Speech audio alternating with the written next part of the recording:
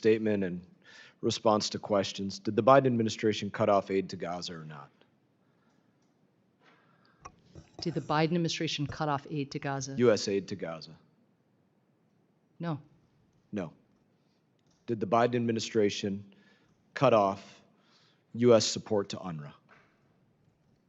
We suspended support to UNRWA when the allegations came forward, so put a pause on it, yes. Is that support still suspended?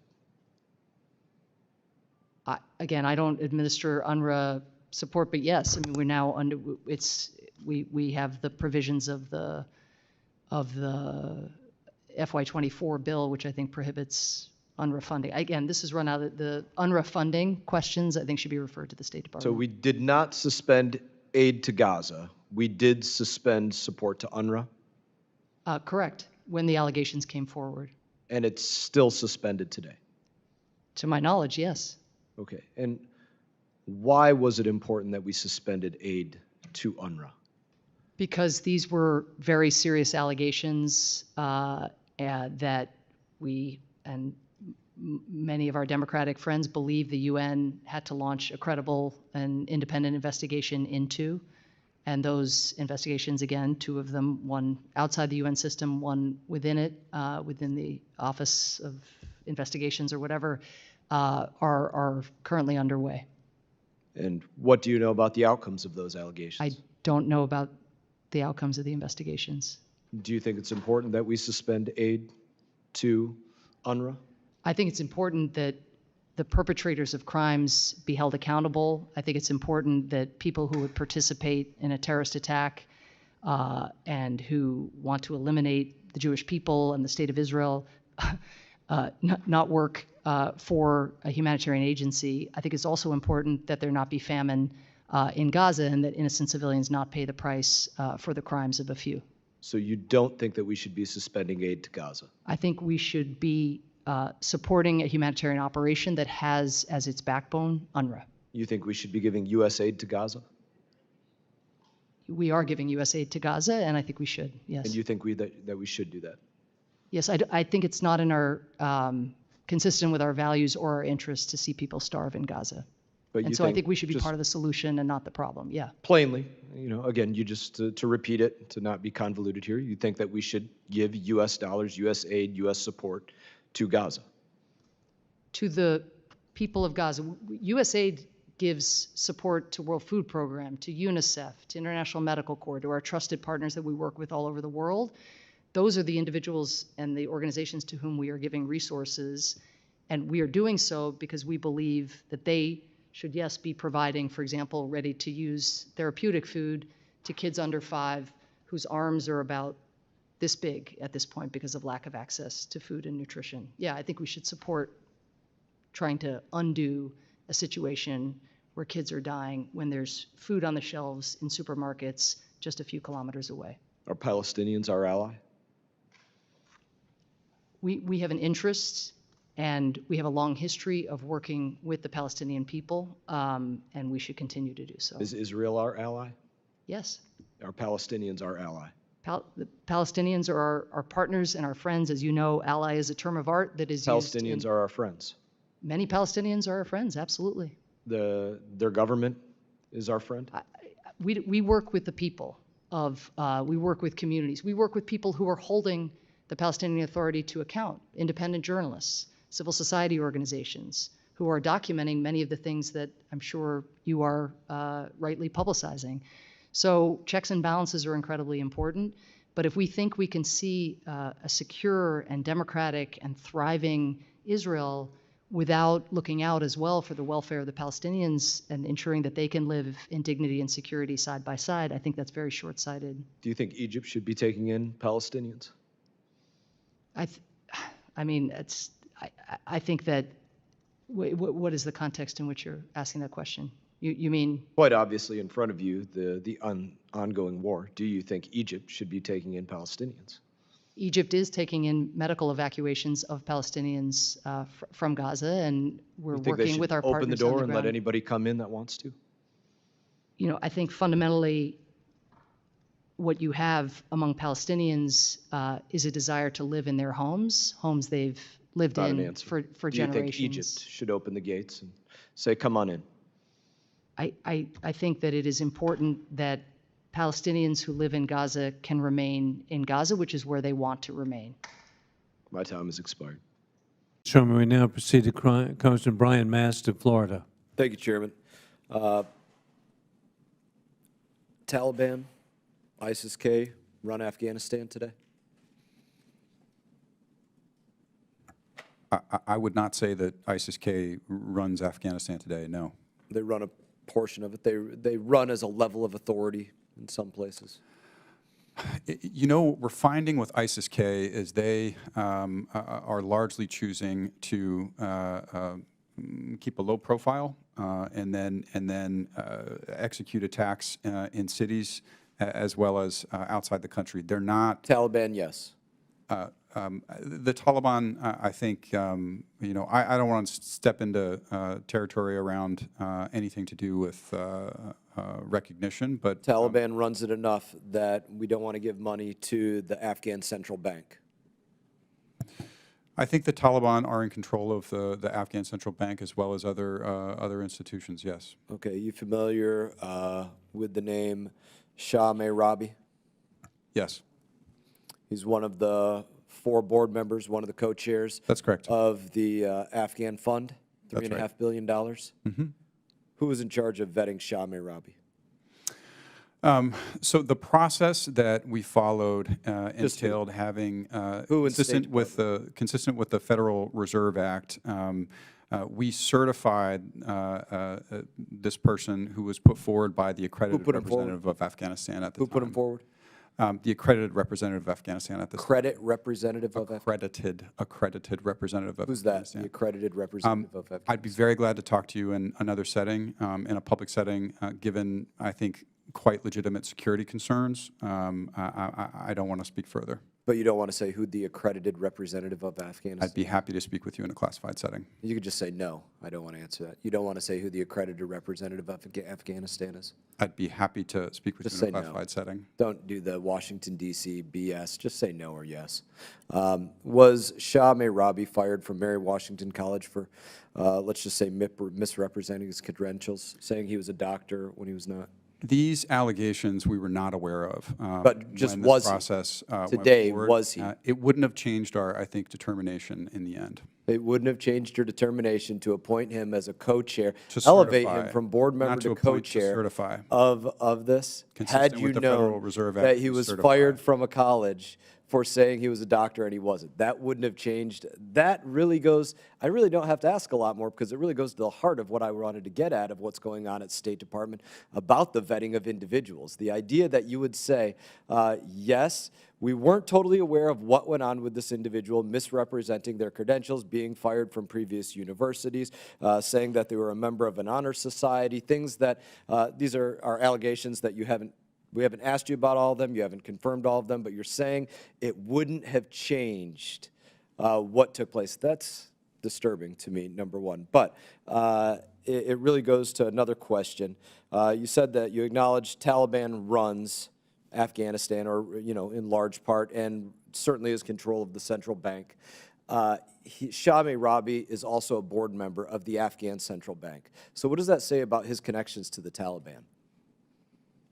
I think our assessment is that he is not under the thumb of or controlled by the Taliban. I mean, he's an American citizen. He teaches at Montgomery College. He's had a decades-long career. That's an advisory position. He's had a decades-long career and has been fired for misrepresenting his work from the places that he has had careers in. I don't know the entire history of that, and I'd like to hear more about it from you all, perhaps in another setting. But he is a board member of the Afghan Central Bank, on one hand, that you just acknowledged is controlled by the Taliban. So if you want to be a board member there, you got to be in cahoots with the Taliban. You would add up to most people.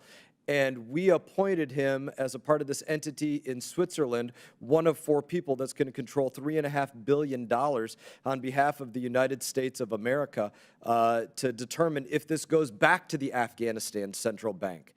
That seems moronic to me. And it seems like an absolute conflict of interest. Is he getting paid as a board member of either of those? No, He doesn't get paid as a board member of the Afghan Central Bank? no, He doesn't get paid as a board member of the Afghan Fund? not to my knowledge. Okay, and so to go on just one more time, do you know, was he fired from Washington College? I saw the allegations that Cigar brought to our attention. We were not aware of them before they were brought to our attention. I haven't talked My to remaining Washington second, College. thank you. I'm sorry I'm running out of time, because I would want to hear from you more. I really don't want to just interrupt you. No But I problem. do want to Please, submit go something ahead. for the record, Mr. Chairman, and that's this letter from Cigar stating that state did respond to many requests for information for ongoing audits. However, there is a difference between simply responding to the request and providing fulsome answers to our questions. That's directly from Cigar about State Department's response to them and how they are being not cooperative. Please submit that for the record. Without objection and enthusiastically so ordered. Thank you, Mr. Chairman. Described interviews from Afghanistan, that those have begun to be delivered. And what is being redacted from them is what the minority requested to be redacted from them. That's part of what's taking the time. So they, some of them have been delivered already, and they are working to be delivered. Meaning delivered to the minority staff for Delivered to the review, minority staff, but not that's yet released, yes. So, yes. To say that again in the affirmative, they are being delivered to the minority staff. Some have been delivered already. I'm now going to recognize myself for 5 minutes. And I want to start by going to what I spoke about in length in my opening comments, $500,000 grant to Nepal regarding the expansion of atheism. And I would just start with this question from senior State Department personnel. Do you believe that that is an appropriate use of $500,000 of We the People to expand atheism in Nepal? Mr. Chairman, I've actually looked at this. I've looked at the grant. I've looked at the materials. That's not what the grant is for, and that's not what the work would be for. And frankly, we would never authorize such a grant to any organization to promote any kind of religion. As the ranking member discussed, this was actually to fulfill a requirement that this committee put forward to defend people who are being persecuted for their beliefs. Governments across the world, as you know, are cracking down, can torture people, lock people up for their religious beliefs. So you're saying today that no $500,000 grant for atheism in Nepal or divided up in other areas? I have seen no evidence of any grant to promote atheism in Nepal. Are you familiar with those that you sent to our committee to answer questions about this grant? I am. Okay, and are you familiar with that they answered 140 times over that they just didn't know? They weren't the decision makers on this. They don't know. They don't know. They don't know. Yeah, Mr. Chairman, I think you have to, I'll tell you what I've done. I've looked at the materials that this grantee in Nepal has used. It was about supporting civil society in Nepal so that they could defend themselves if they were persecuted for believing a particular religion? Or frankly, non-religion. It wasn't religion specific. It was frankly agnostic. It was giving people the right to be safe from persecution, which is exactly the intent of the law. Let's go back to the original question. Again, as senior State Department personnel, would it be appropriate for the State Department to authorize $500,000 grant of the monies of We the People of the United States of America to promote atheism? It would not be appropriate to have a grant to promote any religion or non-religion coming from the United States. That's not what the International Religious Freedom Office does. It's not what our Office of Democracy, Human Rights, and Labor does. Very good. So, Mr. Rocklew, would you like to respond to that as well? Would it be appropriate to give a $500,000 grant to promote atheism in Nepal? No, it would not be, and I concur with the deputy's statements. Could I add a data point to that? You mentioned that the individuals who came up from our Religious Freedom Office were continually saying, I don't know, on a number of issues. These are, I believe, the same individuals that are being requested for transcribed interviews. To be clear, we are actually offering up the individual who would know, the senior officials. So just to be clear from earlier statements, we would like to provide the senior official who actually is in charge of this issue to We the would committee. love for you to provide that, but let's not just talk about senior officials. Do you have a problem with providing individuals that are not senior officials? It does send a chilling effect, Mr. Chairman, whenever you have grant administrators. Be more or- specific, chilling effect. So, for example, if I am a relatively junior or mid-level person, and I award grants from the Department of State, and I am at risk of being called before a committee or testifying or transcribed interviews, and that's why State Departments over respective administrations have had a cutoff of Deputy Assistant Secretary or Senior Executive Service to come up and appear before you. We are simply carrying on that tradition. I think it's an important one to protect the workforce, frankly, to protect the morale. The and workforce works for we the people of the United States of America. Right. And I would say absolutely there should be a chilling effect for anybody that writes a grant to spend any dollars of we the people of the United States of America, whether to promote atheism in Nepal or whether to do a drag show in Ecuador or promote prostitution in Colombia or whatever it might be. There should absolutely be a chilling effect for any person at any level that goes out there and conducts their work in such a manner. Mr. Chairman, I think we have a disagreement about the facts. And I don't, from what I have seen and what I have reviewed and the transcripts I have reviewed and the grant materials of the organization in Nepal, and I've spent a lot of time in and around Nepal and South Asia, and I know what risk people face. And I think this was exactly the right kind of program to support civil society and protect them from persecution. Back to the point of this hearing, clearly you disagree with this, but I would say certainly you had plenty of time to prepare for that, given that over the course of 2 years and 10 specific requests for information before your department finally responded with anything, it took you quite a long time to come up with the story that you're presenting to me right now.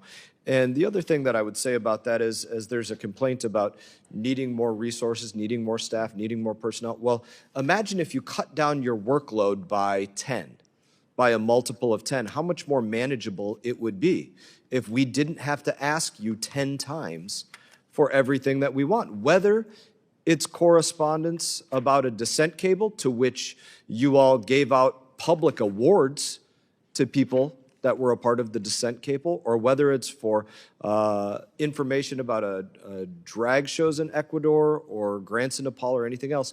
You could cut that down by 10x if you responded with quality on the first time. Mr. And Chairman, now I will recognize Ms. Van Dyne I will for say her we, time. we spent 50,000. You're not recognized.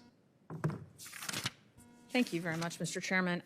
Good afternoon. I ask for unanimous consent to enter into the record. I'm going to recognize myself for 5 minutes. And as I start out here, maybe there's some agreement or some good debate between you two. What is the budget that we're looking at, on average, year over year? What are some of the budgets we're looking at for DRL from what you all have seen in terms of grants going out the door? Well, not everything coming in for salaries, but when we're talking about grants going out the door, what are you guys seeing, if we can agree on some kind of roundabout? Yeah, we were looking at at least when I was Assistant Secretary, it was about $1.5 billion. I think it's gone up a bit. The operations budget was about 40 million. Yeah, that's not right. So the grant budget when I was there was a little over $100 million a year. During the Trump administration, Congress increased it. It went up about 4 times. I don't have the exact figure, obviously, but it went up to, I think, in the $400 to $500 million range. How many grants do you all think that's getting divided into? It's about, I think, on an annual basis, roughly about 1,000. DRL is one of the cool things about the Bureau, in my view, is that they're pretty good at doing very small grants. So like USAID can't do anything under like mega millions.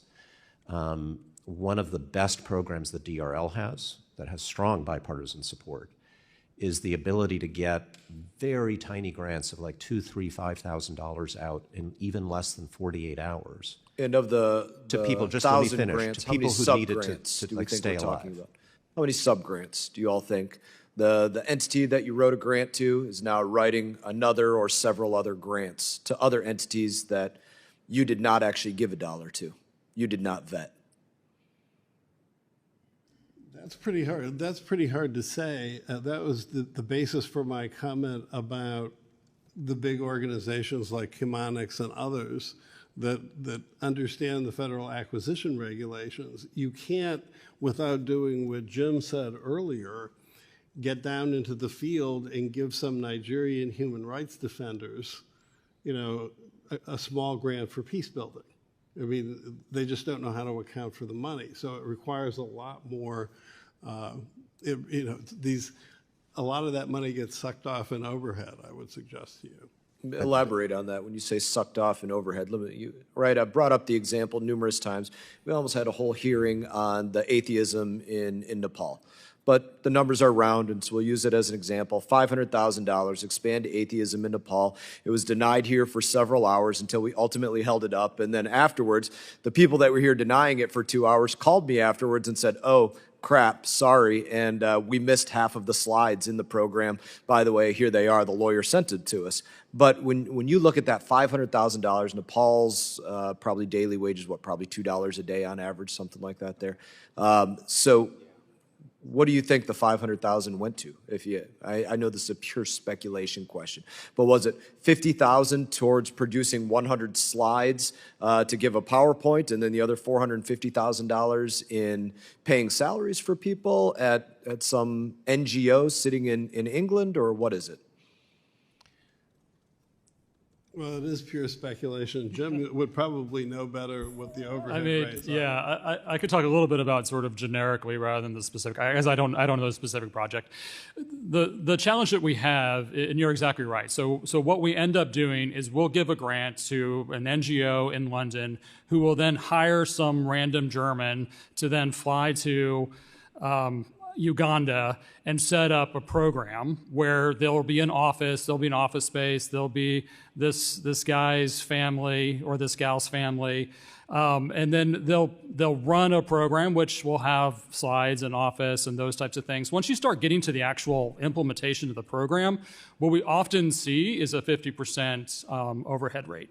And there's been efforts afoot to try to limit the overhead rate, and it's different between contractors and grantees, and what that actually does is different based upon the type of program, the sector, the region that you're operating. But there's a lot of countries that do foreign assistance that really try to limit overhead to under 10%, which I think is the right metrics and right approach. And would you say what you're outlining is par for the course, whether you're talking about DRL or USAID or commerce, or take your pick of where the dollars might be coming from in terms of aid going abroad? Every agency is different, but I do think that there's general consensus about, yeah, that is the way most of the, at least on the foreign assistance side at state and aid, there is a consistency. As the former congressman said, I mean, you have, DRL does sort of micro grants where aid sort of lives in the $1 to $5 million range. So there's a little bit of different in scale, which allows you to have different expectations. And but there's also different levels of programming. Often you'll see 5-year programs run out of aid, where you may have shorter out of DRL. So it just depends on each one. Chair now recognizes Mr. Crow for 5 minutes. Thank you, Mr. Chairman. We heard today that DRL does somewhere in the neighborhood of 1,000 grants, hundreds of millions. Is expired. Thank you. Chair now recognizes the gentleman from Florida, Mr. Mast, for 5 minutes. Thank you, Chairwoman. Thank you, Mr. Secretary. I want to talk about a few different areas of spending. My colleague just brought up the Global Engagement Center. Now, whether we're talking about GEC or state officially or USAID or U.S. Agency for Global Media, the fact of the matter is you guys put out solicitations, grants, sub-grants to the agencies or to the entities that get grants, NGOs, you name it, dollars spread across the globe. And this is the statement of what I believe should be a statement of policy bipartisanly between Republicans, Democrats in the House, those in the Senate. Until state, USAID, all those agencies start giving us notice of every one of those grants, sub-grants, solicitations, start giving us notice of every single one of them, we should not be giving you one more dollar. And I think the proof for why that is the case is in how, in far too many circumstances, you all really have no idea where the money is going.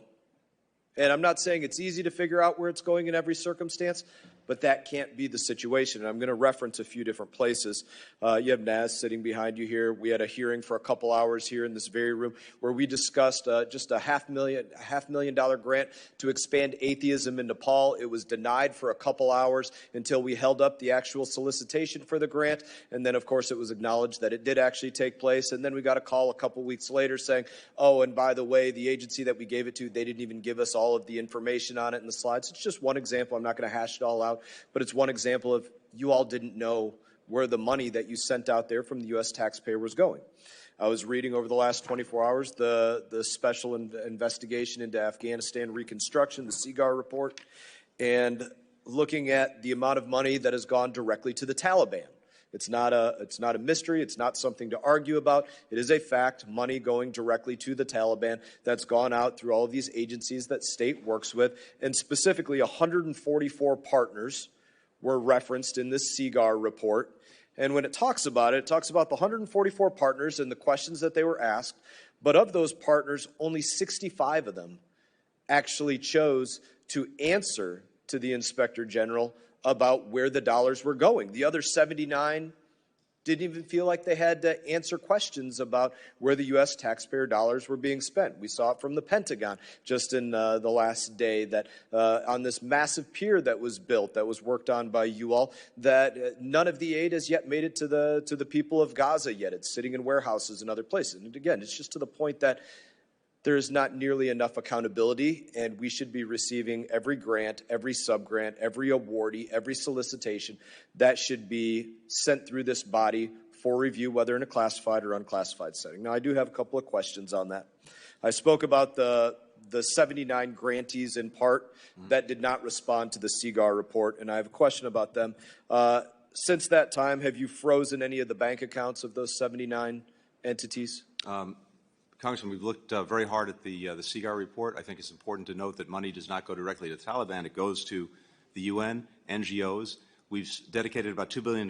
So the people in Afghanistan. Now you're literally telling lies to the American people. These state dollars went directly to those that were solicited to do it, these implementing partners, as it's referred to, and they paid directly money to the Taliban. Sometimes they labeled it taxes. Sometimes they labeled it value-added taxes. Sometimes they labeled it a host of different things. But do not pretend that money did not go directly to the Taliban. It did not go directly to the Taliban. Let me, again, if you'll give me one chance to just lay this out very quickly. No.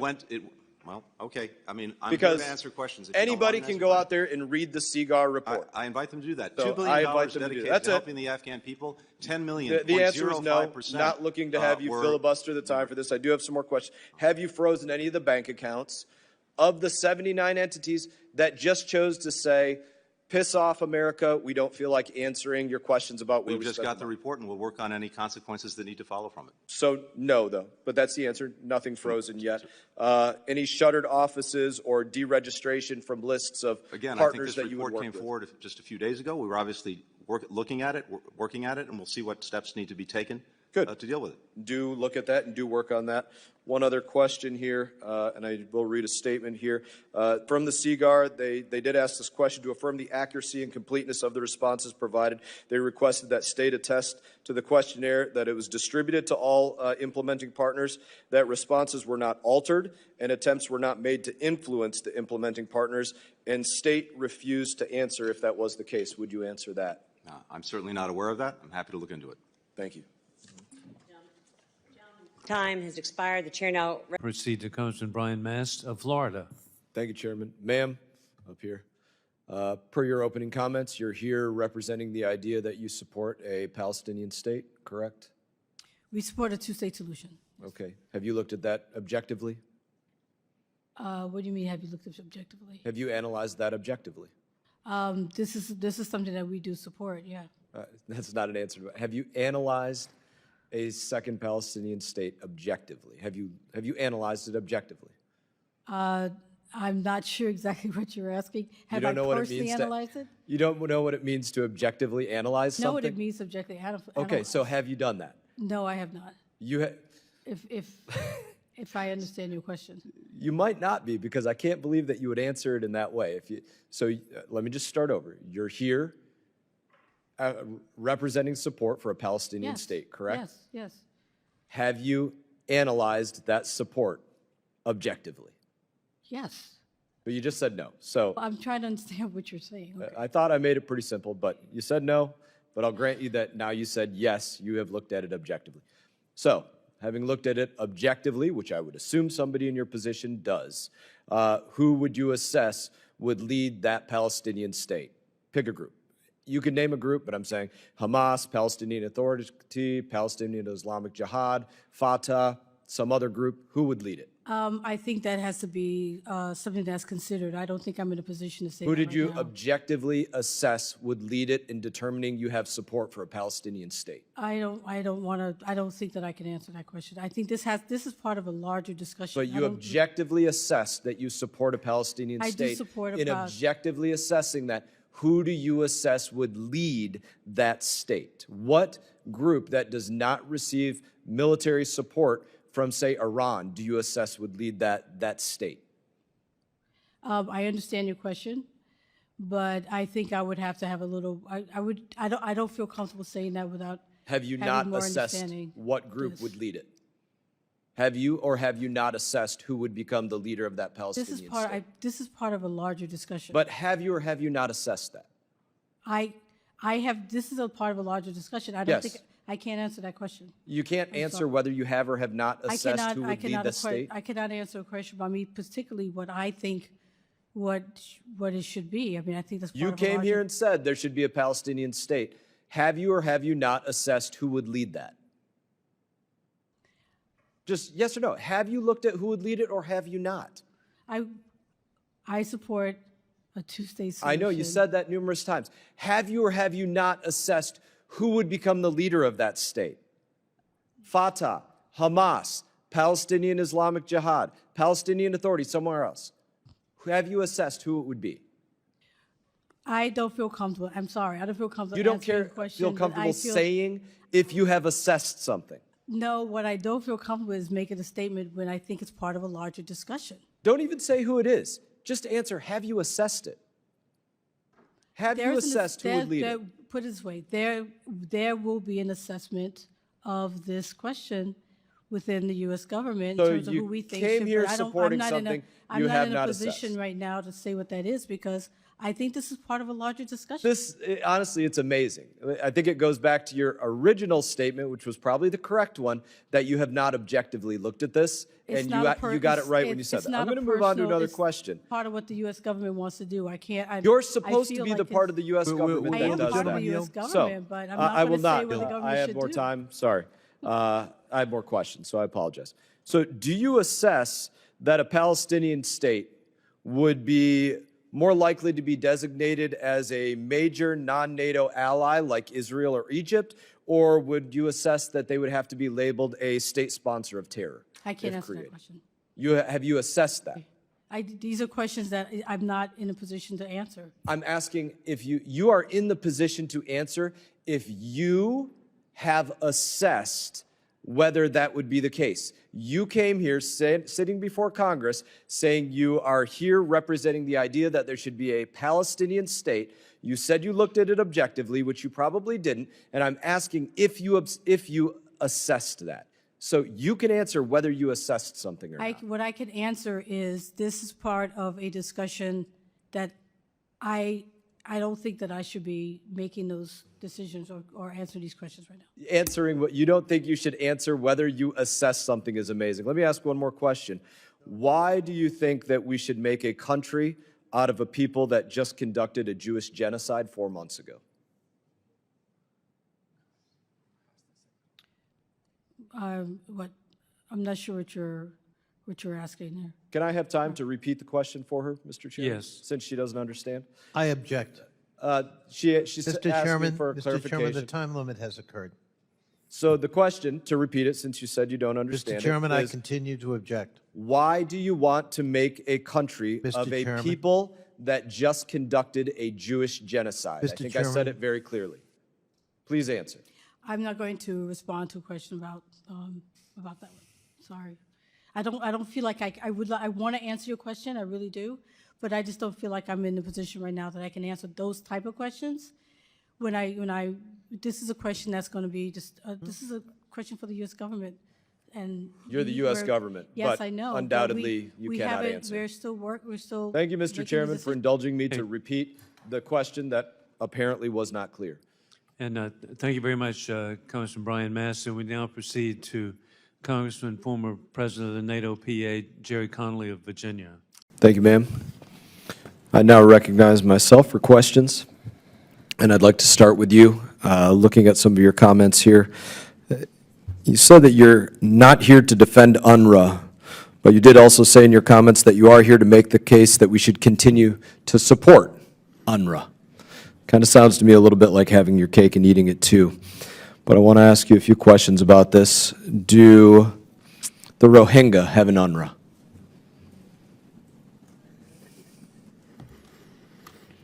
I believe I stated, sir, that UNRWA is a unique agency with a unique vision, and also that it's So no not UNRWA for replaceable all the Rohingya? time. No UNRWA for Rohingya? None? Ma'am, no UNRWA for Rohingya?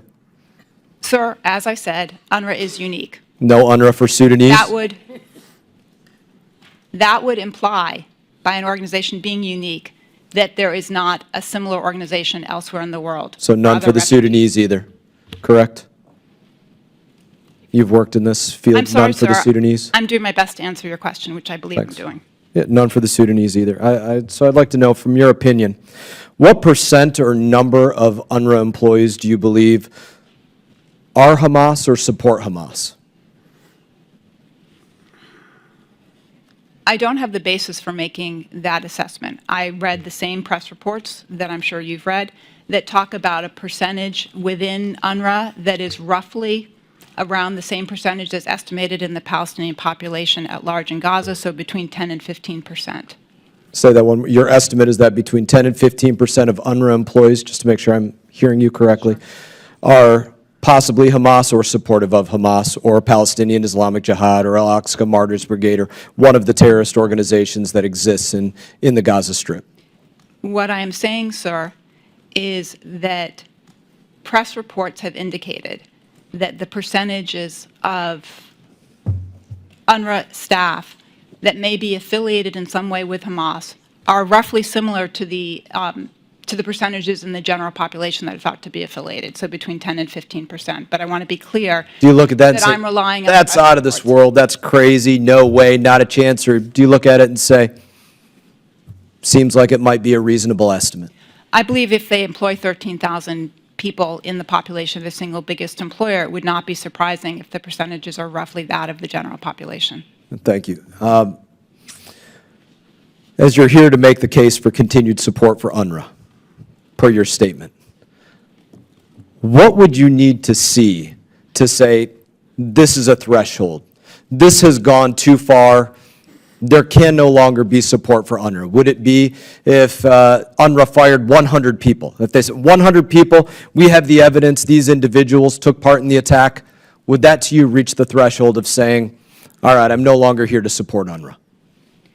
I'm here, sir, to look at what's in the best interest of U.S. national security, which was my teaching under the former chair of this committee, and what's in the best interest of Israel's security. And I believe that is finding some function, some way of providing for the most basic needs of Palestinians. So 100 people confirmed working for Hamas as a part of UNRWA for you would not be a threshold for cutting ties with UNRWA? So for me, what would be a threshold is finding a suitable framework that can be put in place both to evaluate UNRWA and to be able to go forward with other means of providing aid at the same time. So there's no threshold for bad behavior?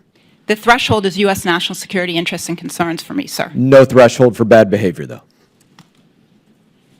Same answer applies. So none. And I think this is concerning because I heard this in remarks from my colleagues. You were invited here as the Democrat witness of choice. They chose for you to be the person that they requested to be here.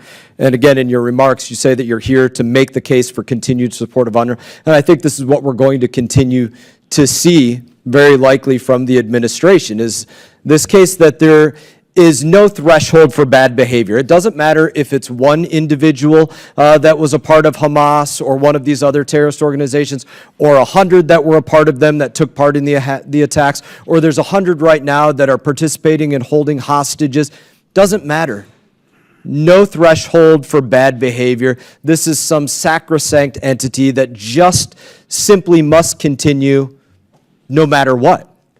And that can't be the case that we have moving forward. I will not show support for that, especially, as I said in my opening statement, I think that we have a shell game going on from the administration right now, where they're saying that they're cutting off the funding, pausing the funding for UNRWA, but in fact, they waited until just after they allowed tens of millions of dollars to be released to UNRWA, and then now they are saying they are going to pause funding for UNRWA. Absolute shell game, in my opinion. Failed to do to us. Thank you. I yield back. Thank you, Mr. Malinowski. Let me just say, I do love this panel, and this is not to diminish you at all, Mr. Richardson, but I love the fact that we have two individuals having held the same position at different times from different administrations. I think it does allow us to get a very good understanding of some of the work that's done there. So I'm glad to see the way that this panel was formulated. Members are going to be recognized for 5 minutes of questioning. And if they want, we'll probably go to another round of questioning if members desire. I'm going to begin by recognizing myself for 5 minutes. And Mr. Malinowski used the term earmarks. I also sit on the Transportation and Infrastructure Committee. When I think of an earmark, I might not do the design and engineering of a bridge, but we're going to directly identify, hey, we need a bridge here, a road here, a piece of track here, or whatever it is, and we're going to directly identify that. And I would dare say that if we did foreign assistance in that way, I think most members of Congress would probably not want to put their names on a lot of the grants that are going out, or as you used them, called them earmarks. I don't think they would want to earmark them with their name on it, but how do you mean that term earmarks? Because it's not the same way that we would talk about a transportation earmark. It's not exactly the same, but basically the way it works is Congress will say, all right, State Department, you've got hundreds of millions of dollars. We are going to direct that you spend, say, I'm making this up, $4 million on internet freedom programs for the people of Iran. You're not picking the contractor who might implement that program if it's done that way, but you're also not picking the contractor who's going to build your bridge, right? You're saying this is the objective, this is what I want you to try to achieve in this place. And then the State Department goes out, hopefully, ideally, in consultation with those members of Congress who are most interested in that, and they figure out a way to do that. And then the oversight does not end, because if you are the person in Congress who pushed that earmark, you're, I assume, going to be talking to them regularly about how they're going about implementing it. So I wouldn't call that an earmark, right? It'd be like saying, well, Congress approved $100 million for roads across America. That doesn't mean we said which roads want to build. We just approved money for roads. That's not directly saying we need one here, we need one there. It's much more specific. So, but the members are not putting their names on the specifics of the ones that they want. No, you're passing it. It's in the law. We need members to put their names on the specifics of these. Right. Well, I think the difference is when I would move to earmark Mr. Destro, something. but I thank you for your analogy. I appreciate it. It gave me some food for thought. It's not for your district. That's the difference. So Mr. Destro, I want to go to whether what I brought up with some of the examples, drag shows in Ecuador, approved, ultimately not funded because of all of the political pressure, but moronic to say the least. The atheism in Nepal, $500,000. The money going to the Taliban, you name it. Are these outliers, or is this the tip of the iceberg? Microphone, please. I agree with Congressman Malinowski that the staff is hardworking, that they're dedicated public servants, but I can also tell you that the staff in DRL, the policy staff in DRL versus the funding staff in DRL, was extremely frustrating. I mean, they could not get information about where the money was going in their countries. And they were completely forbidden to talk to the contractors. And so, I mean, when you look at a country like Lebanon, who had an earthquake in the explosion in the port, you know, I called our staff together and said, well, what are we doing in Lebanon where we can kind of get the contractors and get people over there to help them? You know, you look at the perception of our programs. I have spoken to, since I left the State Department and during the time I was there, to many people in Nigeria. I've introduced them to grants.gov. I've introduced them to usaspending.gov. And the response is, this is like the dew that never makes it to the grass. Where is all that money going? How is it helping us? And so the perception here, I don't want to undercut the really good work that's done.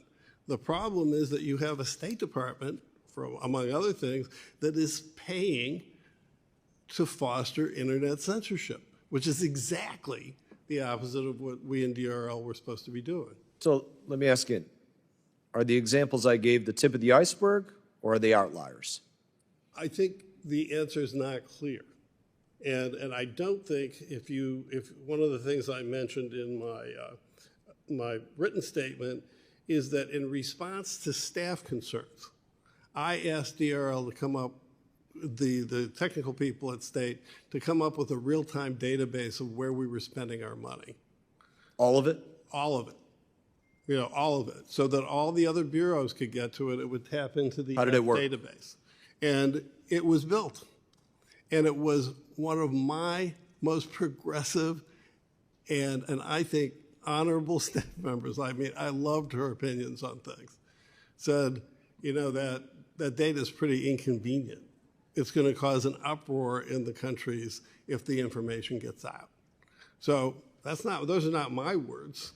And so the fact of the matter is, Mr. Mast, we don't know the answer to your question because the information is opaque and not available. Thank you, Mr. Destro. Thank you, Mr. Malinowski. Sorry I didn't get to a question to you, Mr. Richardson. Chair now recognizes Ranking Member Crow for 5 minutes. Thank you, Mr. Chairman. Mr. Carbajal, will you engage with me for 1 minute so I can understand something? Sure. Just listening to your line of questioning, are you advocating that a non-U.S. flag vessel receive no protection? No, what I'm saying is that, you know, I appreciate all commerce. It's important when you consider the global trade, the dependence we have. But I think that taxpayers, the United States taxpayers, would want us to prioritize, first and foremost, American tax-paying companies. Very good. Just thank you for clarifying that. I agree with that. I'd love to see agreement on that issue as it pertains to our southern border and prioritizing Americans first. I think that's something that we should take that same ideology and apply it there, not to conflate the issues, but I think they're similar, and so I was glad to hear you bring it up in that way as it relates to flagged vessels. I want to go to a couple of things that were brought up here. And Mr. Ralby, start with you.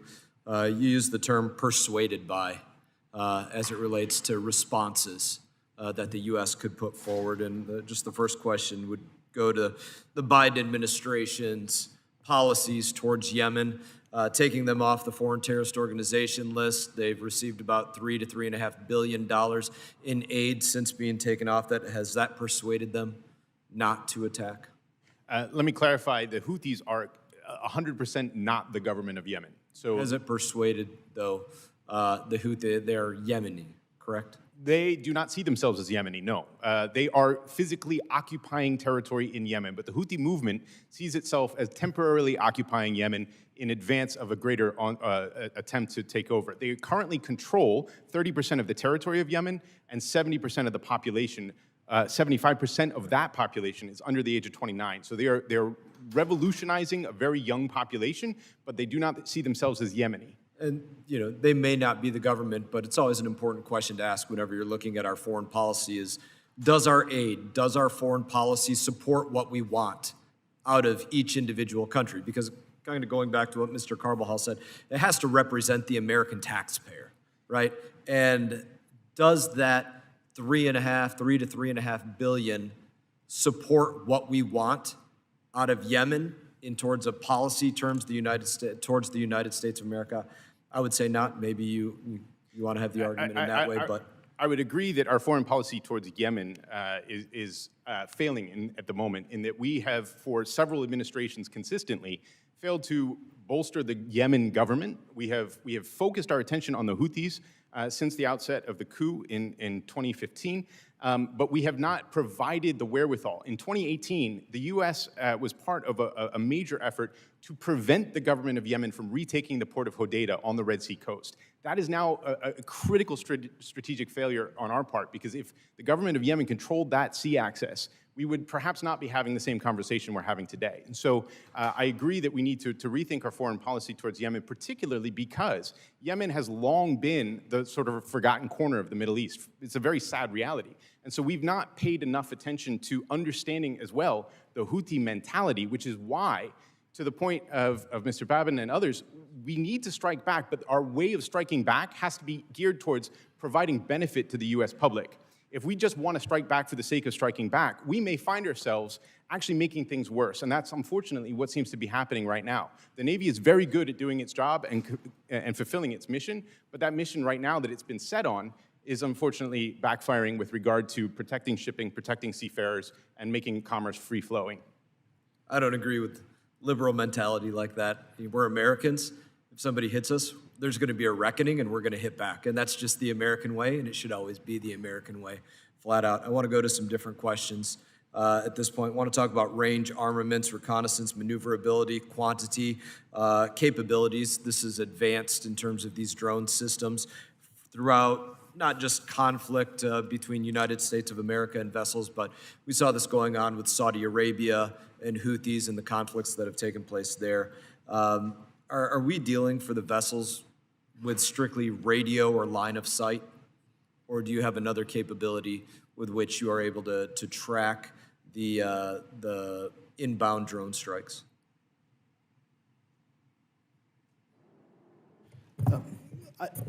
Generally speaking, what the military operators have said is to use some established lines of communication via CENTCOM or through UKMTO secondarily, and that the first should come through VHF, which obviously has some downside because everyone listens to VHF 16, including the bad guys, but also that they offer satellite communication options where if you call them, they will pick it up, but that's not a secure line of communication.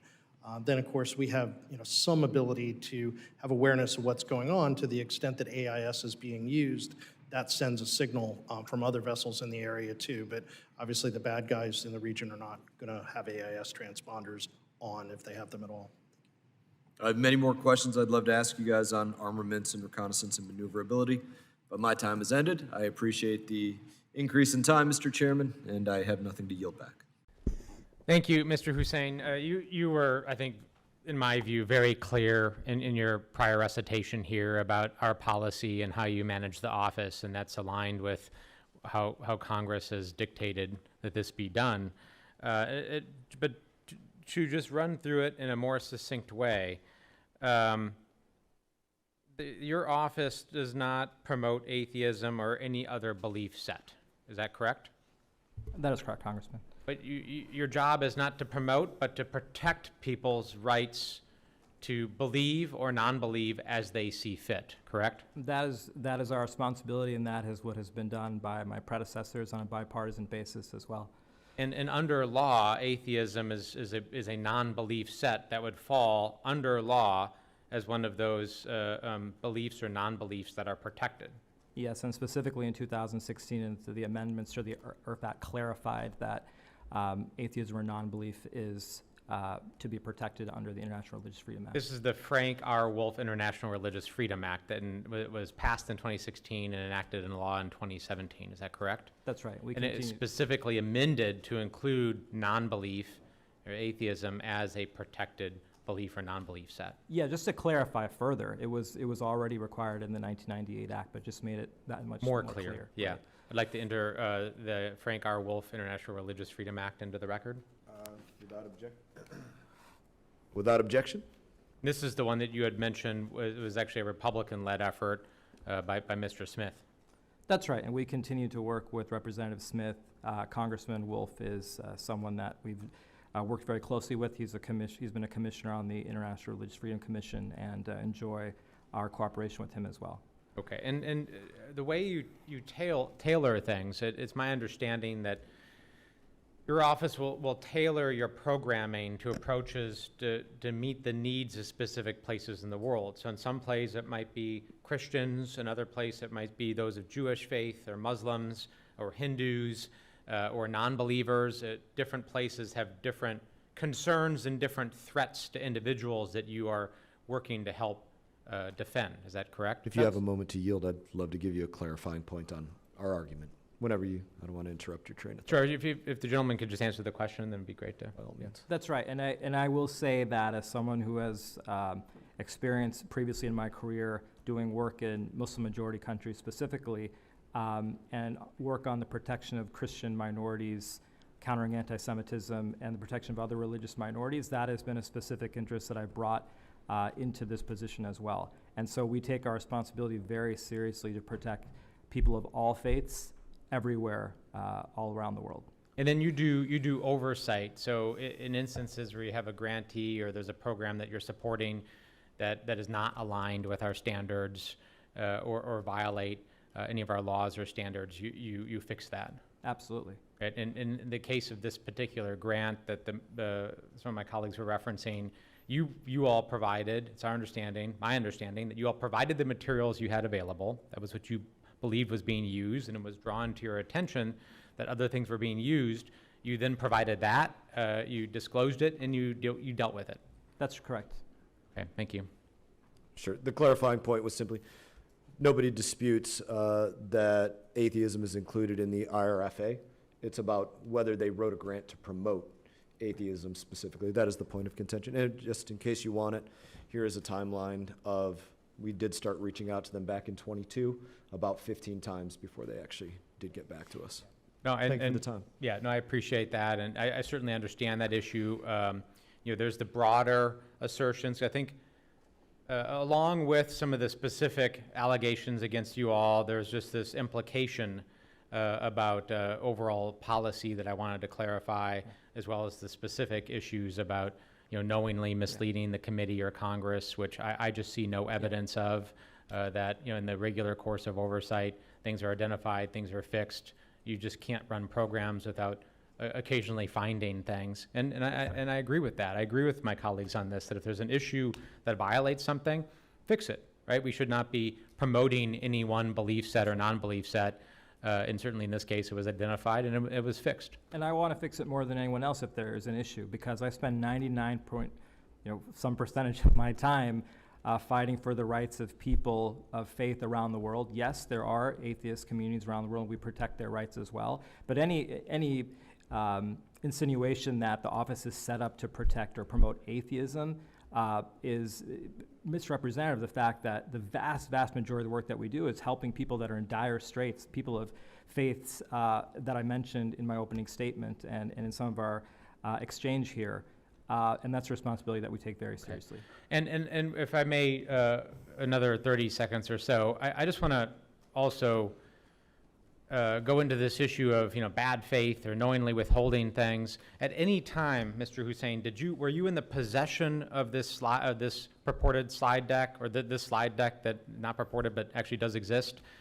Where you withheld that and did not provide it for any lengthy period of time to prevent it from coming into the purview of this committee? No, sir. I believe that we were in possession of it on the 17th of April and provided it by the 19th.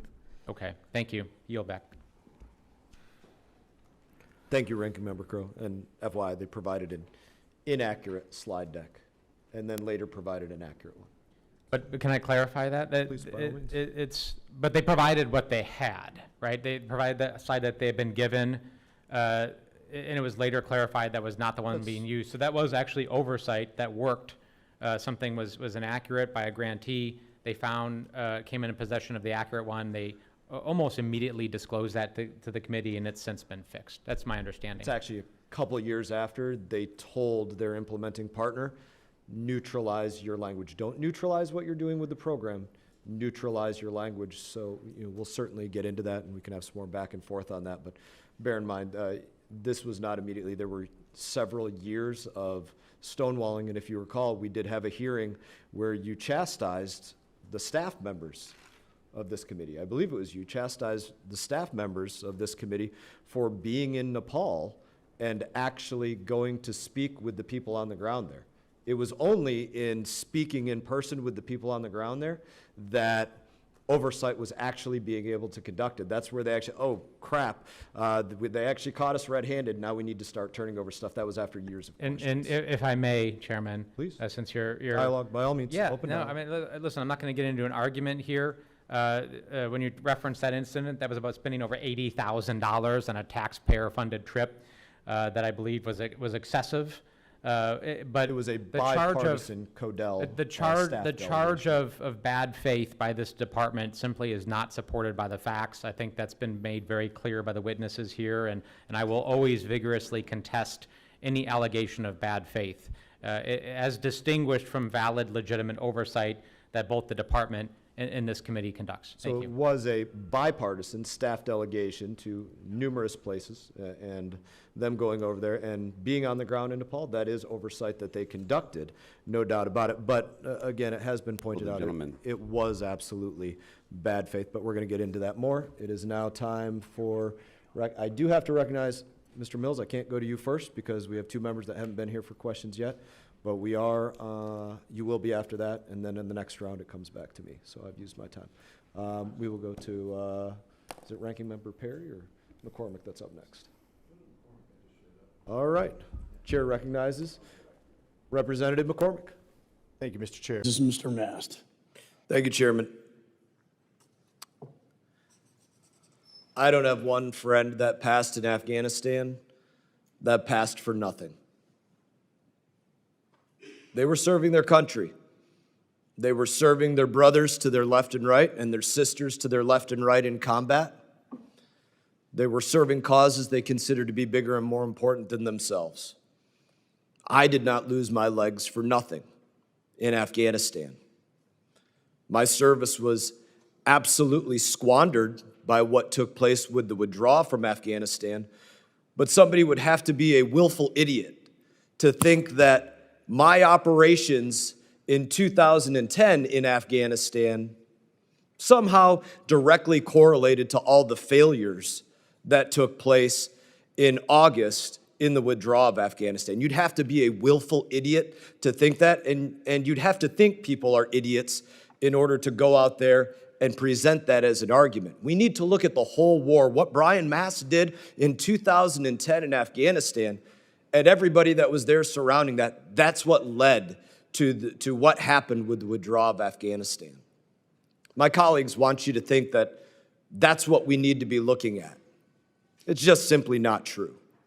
The fact of the matter is, the contempt of Secretary of State Antony Blinken exists because he does not put a priority on being present for important activities. Where was he during this catastrophic withdrawal from Afghanistan? He was vacationing in the Hamptons. That's where he was. Where was he when province after province of Afghanistan was falling? He was vacationing in the Hamptons. Where was he when he should have been looking at what's going to take place if all of the individuals in the embassy need to be evacuated? What plan are we doing to conduct getting them out of there? He was vacationing in Afghanistan, or not in Afghanistan. I wish he was in Afghanistan paying attention. He was vacationing in the Hamptons. What was he doing when people were hanging off the wings of aircraft, thinking about how they might get out of Afghanistan? He was vacationing in other places like the Hamptons. When you look at a situation where it should have been all hands on deck, every person spending every minute of the day, giving every bit of their focus to what would be the largest military and State Department operation in decades, and you think about the fact that the Secretary of State was on vacation, it makes you not wonder as much why what happened with the withdrawal happened with the withdrawal.